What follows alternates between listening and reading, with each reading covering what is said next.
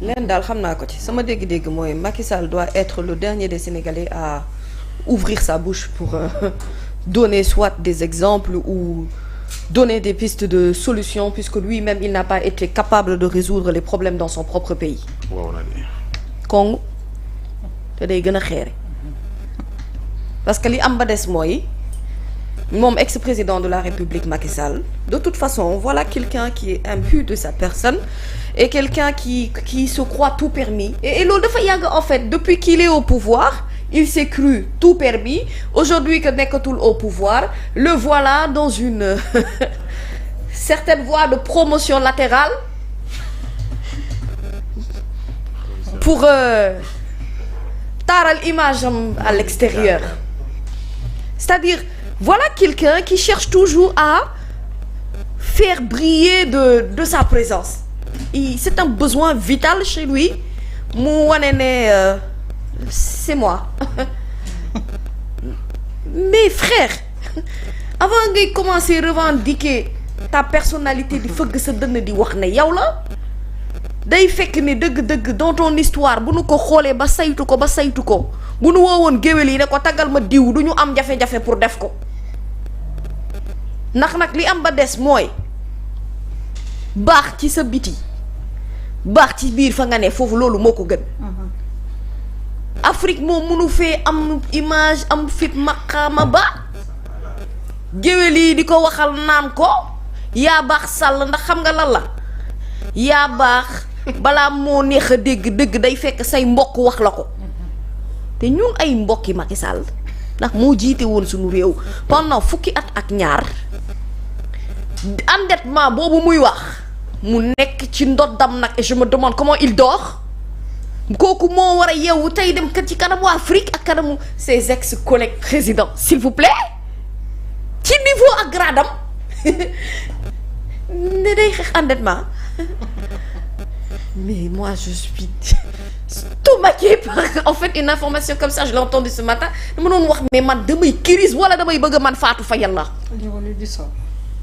mais en fait voilà quelqu'un boo xam ne yow exemple de bonne gouvernance mais tu es complètement à côté yow tu as raté tout de ta gestion vraiment suñu la doon noter tu es carrément au-dessous de la moyenne mais pire que ça pour ne pas te dire que tu as été médiocre yow aujourd'hui tu crois quand même que yow yaa ngi bokk ci carré d'excellence bi la vérité est que il sait bien ce qu'il fait te il le fait sciemment moo tay li muy def nii bu baax tayoon na ko ca jamono bi muy nekk fii nga xam ne mënu bëggaan a wax dara daaw nu ko wax ñun daf ñu ko daan wax par presse interposée mais terew ko woon jëf li muy jëf ndax moom fonk image am moo taxoon mu jël xaalis bu bari di ko fay cellule internationale pour ñuy liggéey ci image am moom te il vit toujours comme ça en fait il n'a toujours pas compris ou si il a compris mais il se moque de nous les Sénégalais kii moo nu yàpp nag dëgg kii moo nu tutoyer kii nag amatul limite nag moom man parce que man li ma gën a bëgg a rey man waxoon ma waxu bor mais yow tu parles de bonne gouvernance il faut apprendre aux chefs d'État africains comment faire pour avoir une bonne gouvernance mais c'est extraordinaire quand même mais c'est extraordinaire. Est-ce que son message est adressé au Sénégal? Non, mais le problème c'est que il n'a pas de message à délivrer. En fait, le problème c'est que il ne doit pas parler. Sama problème mooy warul wax parce que moom bu dee wax day fekk yow nga mën a attends si bu fekkee mooy génn ci réew mi saa waay bàyyiwoo fi dëkk bu am bor yaa ngi dégg sa situation économique dëkk baax na politiquement tu n'as pas fait régresser la démocratie de ton pays. On n'est surtout pas en train de réfléchir ndax les actes que tu as posés aux trahisons la waaw wala déet tu n'es pas quelqu'un qu'on a traîné devant la cour pénale internationale donc toi tu fais le gros dos devant les Africains mais devant ton peuple tu n'as même pas le courage de revenir dans ce pays tu parles pourquoi looy wax ak buñ la nee waxal yow lan nga kan lay waxal parce que bu dee am na ci ñu muy waxal ci ñenn ci ñoom oui il a raison hein mais quand même ça doit être une autocritique personnelle war na mën a toog mu ne man en toute responsabilité j'ai conscience que ci ni ñu ma joxe woon réew mi ni ma ko yoree am na lu ci bari lu ci lajjte googu nag moi en tant qu'ancien chef d'État dama war a jéggalu sama peuple parce que lii nuy waxtaanee tam jëm ci wàllum bor xëy na j'aurais agi autrement, mon peuple ne serait pas aujourd'hui ci niveau bi mu nekk nii j'aurais compris. Et tu sais xam nga yenn yi nga accepté ko est-ce que tu sais Fadi que ça augmente la valeur de l'homme xam nga lu gën a bon ci àdduna c'est quand tu as connu et essuyé un échec et que tu n'acceptes pas que tu as échoué. C'est toi qui es le donneur de leçons de morale. yow yaay dem ci yeneen dëkk yi yaa leen di wax naa ne faites ci faites ça parce que tu es toujours dans cette tentative de vouloir redorer ton image. Quelle image as-tu? Tu n'as pas compris. Le peuple sénégalais mënoo leen wax fu mu nekk di lu crédible parce que niveau bi ñu toll ak yow moo tax te wallaay mënoon naa dem umra ni ajaratu ngoone xëy na kon ma gën a dal waxtu yi may wax ak yow. Il faut arrêter. Il faut savoir s'arrêter dans la vie. À un moment donné, il faut respecter les gens. Ce message, au-delà de s'adresser au peuple sénégalais, ça s'adresse à un peuple africain. Et il y a beaucoup de peuples africains yu fi nekk actuellement qui traversent même des crises beaucoup plus difficiles que le Sénégal. Parce que nous, au moins, situation économique bu catastrophique la ñu am. Mais on a la paix dans notre pays. En tout cas, on s'est battu pour avoir la paix.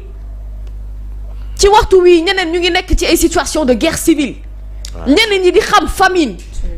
ñeneen ñi nekk ci état de dégradation politique désastreuse. Vous croyez que endettement moom rek moo nekk problème u Afrique? Vous êtes sérieux? Le problème de ce continent, ce sont des chefs d'État qui ne prennent pas conscience ci seen mesure ñoom ak doole bi leen yàlla jox au lieu ñu utiliser ko à bon escient jaamu ci yàlla. Au contraire, vous êtes là à martyriser des peuples. Abuser de pouvoir. Et quand vous en avez fini, vous portez votre costume quand même di wër àdduna bi naan da ngeen di joxe leçon de morale.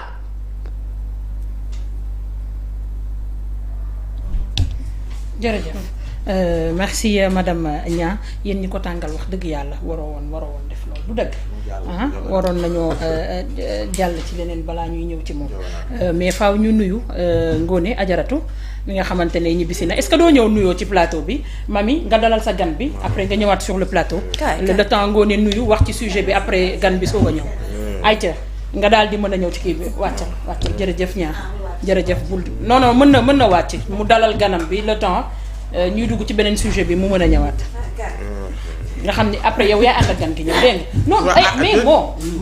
man Macky wala luñ ma dénkoon ci réew waaw man lan lañ ma dénkoon ci réew yow Macky man lu ma sol du noir marron beige daf ko